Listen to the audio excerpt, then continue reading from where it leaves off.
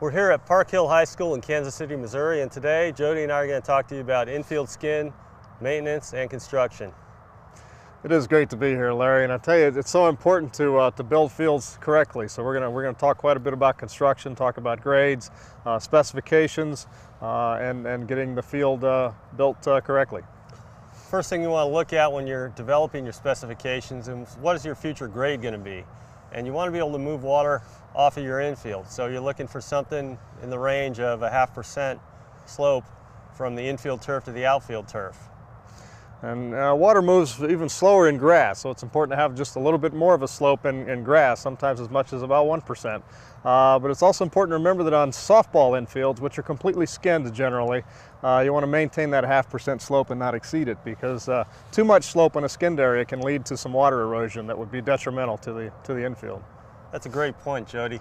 Now, when you're looking for a mix for your infield, find something locally, because over time you're going to have to replenish that mix. You're looking for something in the range of 60% sand, 20% silt, 20% clay. That's a good starting point. You might not find that perfectly, but look around in that range. Yeah, it's a good idea to have your materials tested locally too. A soils lab could do particle size analysis and percolation tests on your local soils to make sure that they would work in your infield. Make sure that your contractor gives you a consistent subgrade so that you're getting about 4 inches of depth of your infield material consistently throughout your infield. I'll tell you, Larry, laser grading is the key. Laser light is perfect, and laser graders these days are so well made, they just follow that laser light perfectly. And you can set up slope on a laser grader, and it is important to have your subgrade laser graded and verified before your finish infield mix goes down. Remember, hold your contractor to the specifications. That's the key. Otherwise, you come back and have to do work later. When maintaining baseball and softball fields at any level, we all use the same basic tools and equipment. Most of these are available at your local hardware store, turf equipment supplier, or local rental outlet. You may even be able to borrow and share with your local resources, such as your local golf course superintendent.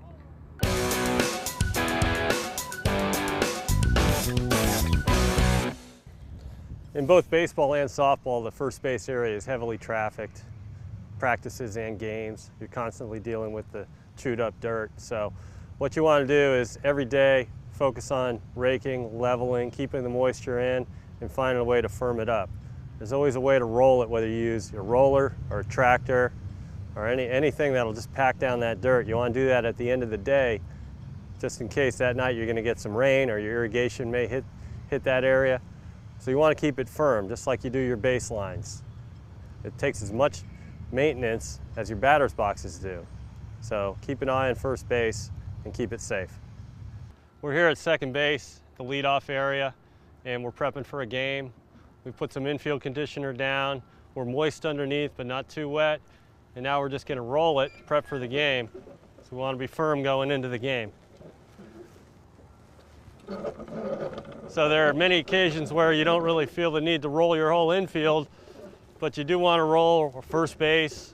You want to be firm where the guys lead off in round second, especially if you're going into a rain game, because that's where most of the traffic's going to be. One way to put a little more infield conditioner out and spread it evenly, maybe before a light rain game, is to put it in a spreader and just walk it around.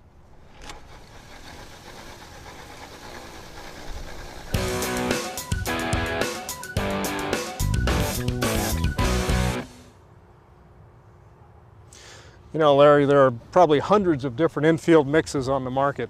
As a major league groundskeeper, I'm sure you've seen them all. What are the differences and how are these used? These are all infield conditioners, Jody, and what they are is they're heat-treated clay and heat-treated to an extremely high temperature to create pore space inside of them. These first couple, you'll see this one's got a variable particle size, and that's nice, it's easy to handle. This is the same product that's ground down a little more consistently. So that's nice for sliding. We're finding that on softball fields, these products work a little better because it's a better sliding surface for the players in shorts.